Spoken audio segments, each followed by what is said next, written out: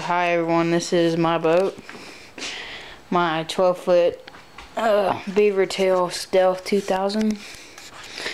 I've got it from Gander Mountain for about $1,200. Just with basically just the boat in this back seat. We can start with all the upgrades I put on it. First, I've put navigational lights all throughout the boat. Front and back light. This seat flips up, and you undo this. Light flips up. You have that, and these are on switches so that they light up. I don't know if y'all can see that. It's pretty bright in here. See, there's a switch panel. And there's a stereo that I put in. I've also put in a bilge pump, and they're all labeled. The bilge pump is right over here on the other side of the seat. Just turn it on. It hangs over the side of the boat in the water. And then that's basically it. In here, I have my radio and all my wiring. I have my two 6-volt batteries that I've made 12 volts. I have my device for my whistle, and I have my other noise device from Academy. And turn that off. I also have a 12-volt plug for a spotlight.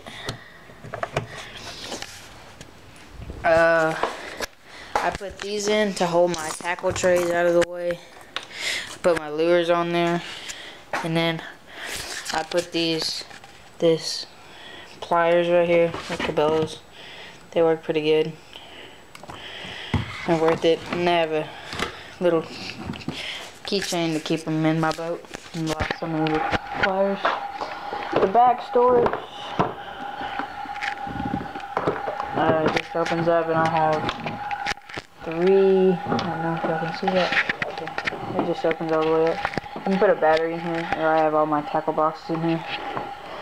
I usually just put my battery right here, right next to the total motor, or right here. And even with this big cooler for the live well, you still have plenty of room. I mean, if you're claustrophobic, you might not, but this is my 2.5 Mercury 4-stroke motor that I put on it.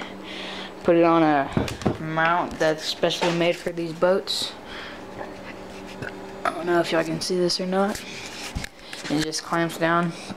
I'm eventually gonna bolt it, but it's practically a brand new motor. I've ran it for about 10 hours. Everything's sweet on it. If only I wish there's electric start. I mean, why work if you don't have to? In the back, this is just off right now because I was putting gas in.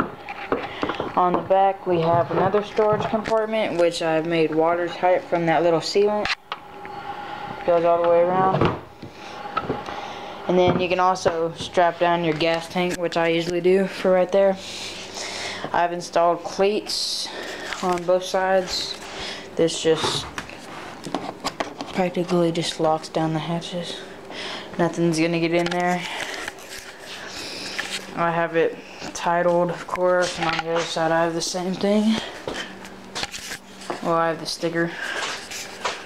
On this side I have my paddle, so the paddle is out of your way. Always have to have a paddle.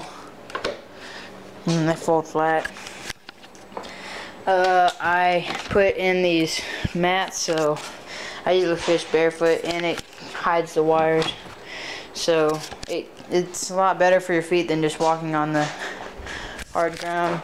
Under here, it's just basically the little rigid mats, and I have my wires running through there.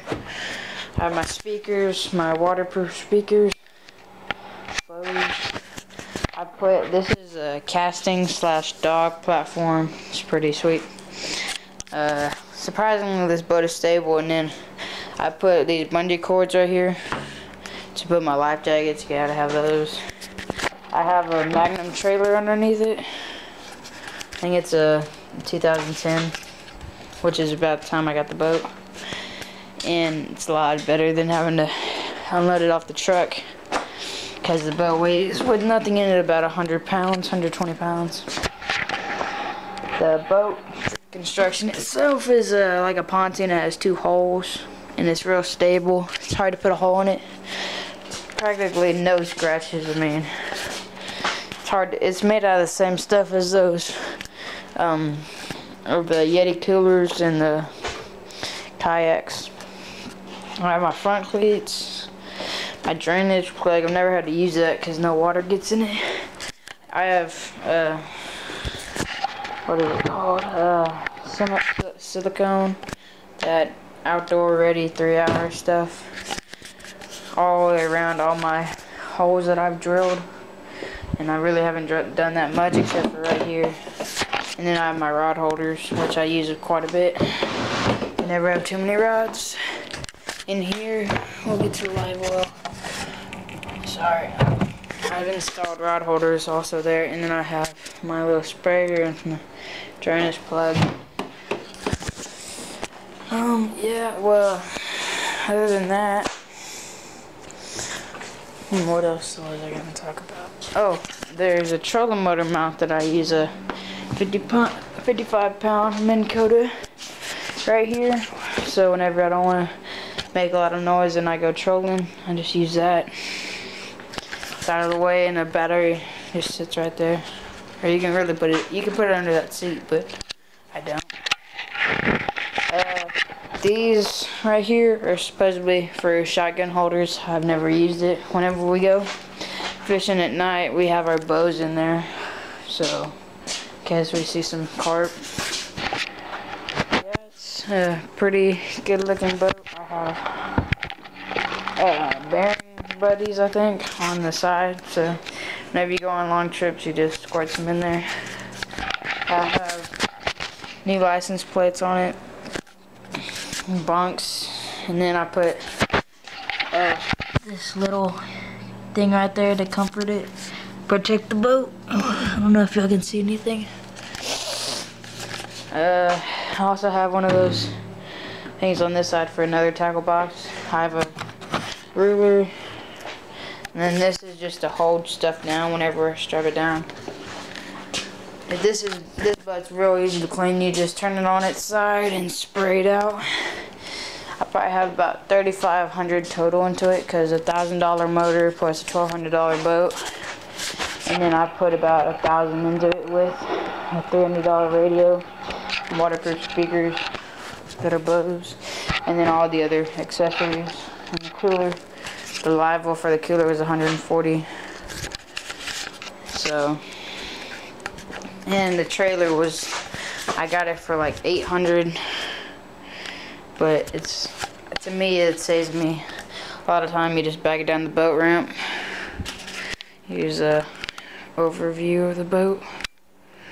Yeah, we're about to move out of my house, so we have all of our boxes of stuff. Here's a number for it. It's basically my motor. Man, it's 2012, but they didn't have a 2013 yet. Cabela's when I bought it. I'm hopefully gonna upgrade to a John boat, a 16-foot John boat with a 25 horsepower motor on it. But this 2.5 Mercury pushes it pretty fast. Starts on first crank. It doesn't use any gas. You can go all day with just this little 0.3 gallon tank. This boat is practically indestructible too. You can put it up on the rocks and nothing will happen to it. And whenever it can hold up to either 2 persons or 525 pounds or 52 pounds. It's supposed to be a 2.2 horsepower, but I put a but that's with that mount right there. With this mount, which costed me $200, I ordered it from Swamp Rat Motors. It can hold up to a 9.9, but I couldn't afford that at the time. The motor doesn't have any scratches on it, or not yet. So that's my boat. Hope y'all liked it.